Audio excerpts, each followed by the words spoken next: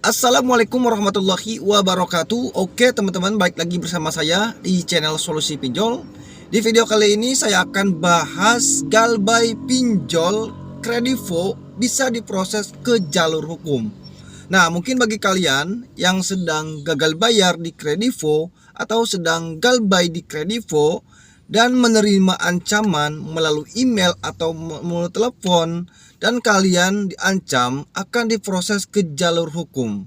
Nah, mungkin kalian merasa takut ya mendengar informasi tersebut ya dari pihak DC Pinjol Kredivo. Nah, kebanyakan orang-orang yang gagal bayar atau nasabah yang galbay itu salah mengartikan ya, salah mengartikan. Biasanya dikira diproses ke jalur hukum itu akan masuk penjara. Nah, yang dimaksud seperti ini nih ya, seperti ada subscriber saya yang ngomong seperti ini kepada saya, katanya dia mau diproses ke jalur hukum oleh perusahaan pinjol Kredivo. Nah, yang dimaksud di sini itu bukan diproses ke jalur hukum, kita itu akan nasabah yang gagal bayar itu akan dipenjara. Nah, tetapi diproses ke jalur hukum itu ya akan dilaporkan ke pihak otoritas jasa keuangan atau OJK ya. Jadi nanti bila mana kita sudah gagal bayar, sudah masuk collection 5 atau call 5 ya, lebih dari 3 bulan, maka kita itu akan dilaporkan ke pihak otoritas jasa keuangan atau OJK. Jadi data kita itu akan di backlist sama OJK ya, atau masuk slik OJK. Nah, jadi itu proses hukumnya seperti itu. Jadi hukumnya perdata bukan pidana. Nah, jadi bila mana teman-teman nasabah yang gagal bayar pinjol Kredivo ya dapat ini ya, dapat email seperti ini ya, itu gak usah panik teman-teman. Itu ini ya, itu hanyalah peringatan saja ya, bukan berarti teman-teman akan dilaporkan ke polisi. Teman-teman itu nasabah ya, bukan orang yang mencuri teman-teman. Jadi nggak usah takut ya. Yang dimaksud diproses ke jalur hukum itu yaitu hukum perdata bukan pidana. Nah, tetapi sangat banyak sekali yang beranggapan dan merasa takut ya, sudah apalagi yang dengar nama kata hukum ya, itu bukan hukum pidana tapi hukumnya itu perdata ya.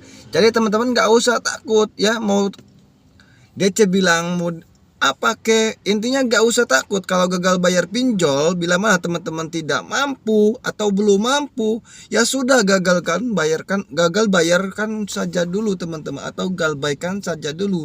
Bila mana teman-teman benar-benar tidak mampu, jangan sampai memaksakan teman-teman itu pinjol lagi ya. Kalau misalkan teman-teman pinjol lagi, gali lubang tutup lubang karena takut sama DC Kredivo contohnya misalkan. Nah, tadi teman-teman pinjol lagi, itu nanti hutang teman-teman itu tidak akan beres-beres. Jadi teman-teman itu tetap terjerat oleh yang namanya pinjol. Jadi salah satunya adalah solusi terbaiknya adalah galbaikan saja dulu ya. Bila mana teman-teman itu tidak perlu data pribadi teman-teman. Yang dimaksud tidak perlu itu teman-teman, misalkan kalau misalkan teman-teman butuh gitu kan, data teman-teman bagus checkingnya kan. Kalau misalkan jelek ya, dianggap jelek ya, sudah masuk slik OJK, otomatis teman-teman tidak bisa kredit KVR ataupun kreditan kendaraan motor seperti itu ya, atau teman-teman mengajukan pinjaman lagi ya. Nah, tetapi untuk pinjaman online itu diberikan kesempatan ke 3 aplikasi ya. Bila mana teman-teman sudah gagal bayar, sudah pernah pinjam ya di aplikasi Kredivo contohnya, terus teman-teman ambil lagi di aplikasi lain ya, itu bisa teman-teman, masih 3 ya, 3 kesempatan. Nah, tetapi kalau misalkan teman-teman gagal bayar itu sudah tidak bisa nantinya ya, kalau misalkan teman-teman sudah telat bayar lebih dari 3 bulan karena sudah dilaporkan oleh slik OJK atau diproses ke jalur hukum perdata seperti itu teman-teman ya. Jadi intinya jangan berpikir teman-teman bila mana gagal bayar di pinjol itu akan diproses ke jalur hukum. Bukan, hukumnya itu bukan pidana tapi perdata. Pas kita perjanjian, pas mengajukan pinjaman, itu kan kita jaminannya hanyalah data kita ya.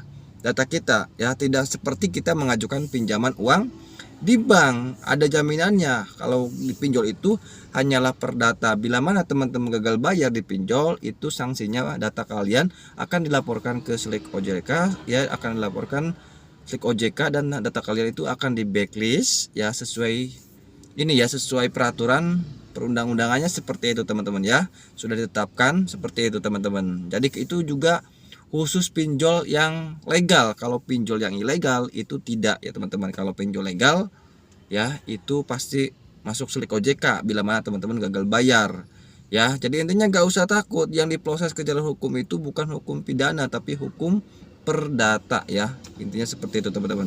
Oke, mungkin itu saja dari saya. Semoga video ini bisa bermanfaat. Terima kasih sudah menonton. Wassalamualaikum warahmatullahi wabarakatuh.